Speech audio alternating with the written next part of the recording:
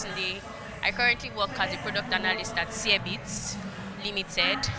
And today I'll be talking about a very interesting topic, building products to bridge payment gaps. So, as any of us had issues this year, um, I mean, Apple Music payments, you've experienced it, yeah. So that's a gap that actually needs to be fixed, basically. So to elaborate on this topic, I'll talk about two major things, right? Fragmentation and collaboration. So the digital payment ecosystem is heavily fragmented, and this fragmentation of the payment ecosystem is allowing a lot of merchants integrate with different payment providers, basically. And not only can this be cumbersome, but it can be quite expensive.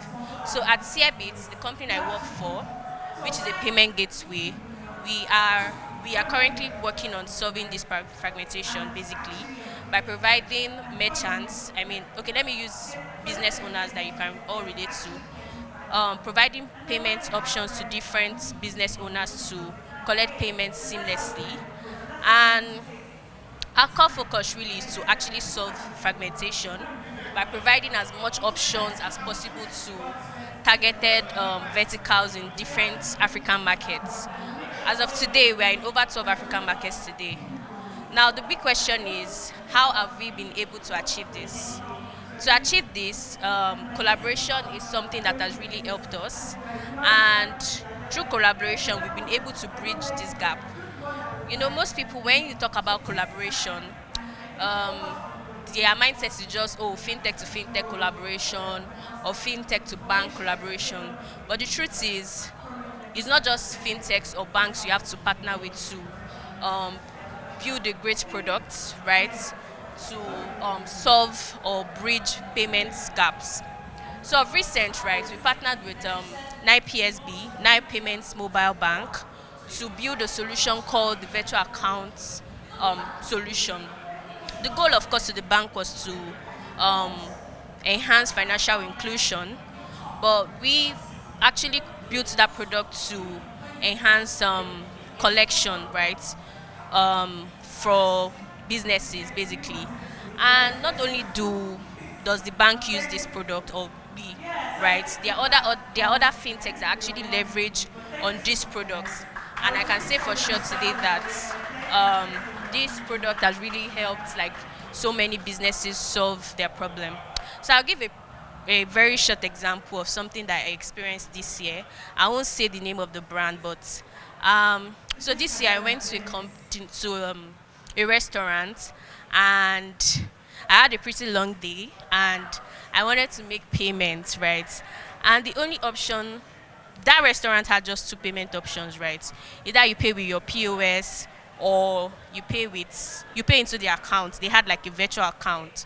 So the POS was down that day, and I wanted to transfer to their account because they had like virtual accounts displayed in their stores.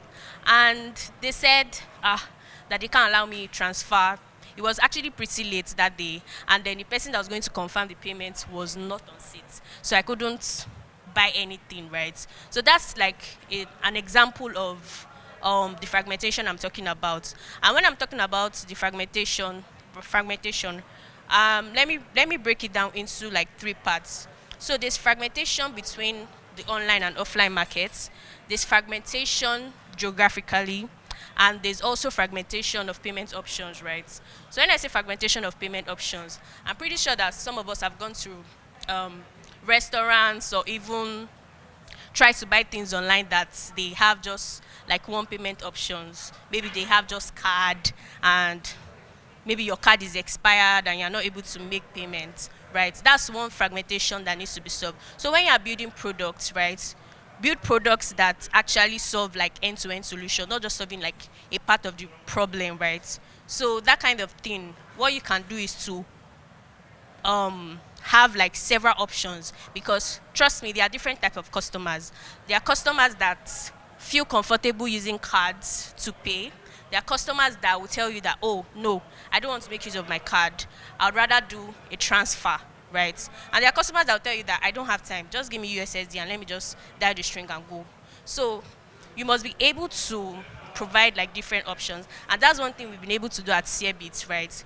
Been able to we have just we have APIs that allows you to just integrate, so you don't have to bother about going to the bank to integrate to get maybe virtual account or anything. Just at docs.cbit, you'll be able to integrate seamlessly and then provide these options to your customers. Um, Another thing, okay, the geographical part. So I just want us to imagine something. Imagine there's a solution that actually allows a Kenyan merchant pay to a Nigerian merchant, like you're in Kenya, right? And then Kenya, in Kenya, all those East African countries, it's Momo dominated, right? They are heavy on Momo. So imagine a Kenyan merchant being able to pay with his mobile money to a Nigerian merchant. That's like you solving fragmentation. But there are many fintechs really, and not a lot of them have been able to solve this fragmentation. But at Seabits, we've been able to understand like different markets, different needs, various use cases, and provide solutions. So that's one thing we solve at Seabit. Let me give a sample, talk about the POS, our POS solution. And the POS solution, basically, we took it beyond the like traditional POS that we all know that, oh, go to a store, you want to buy something, give us your card, enter your PIN. We made it very, very interesting, and we're able to solve fragmentation with that product, right? So our POS currently today has not just card as an option. We have USSD on it.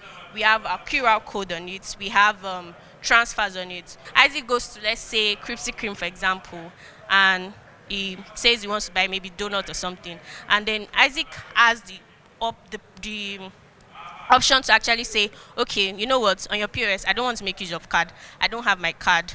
Just let me pay with my USSD, right? So the cashier just selects USSD, right, and then it generates a string, which is pretty fast, right, as fast as card too. So that's you solving fragmentation, not limiting like payment options to just one option, right? And not only does it help the business grow, I mean revenue, when there are different options, right?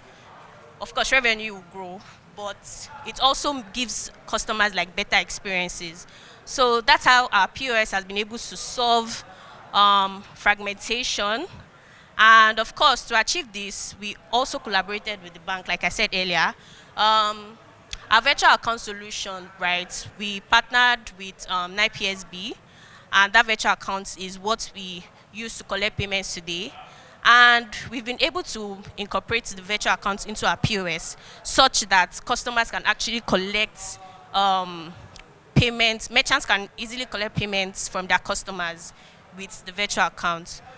Okay, as regards to fragmentation, sorry I didn't really explain that. So I broke down fragmentation into three things, right? Fragmentation in regards to the offline and online parts, fragmentation, geographical fragmentation, and the payment option fragmentation. At Seabit, we already understand that there are different markets and there are different use cases, right? We understand that there are fragmentations in these segments, right?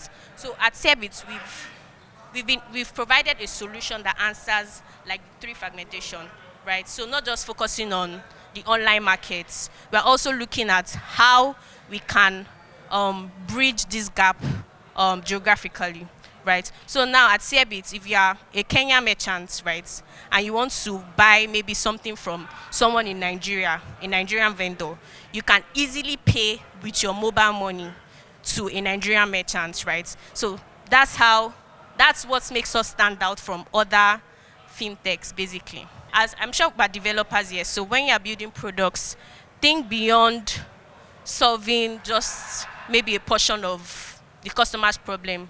Just provide a solution, an integrated solution that can solve the customer's problem and, of course, improve customer experience. Thank you very much.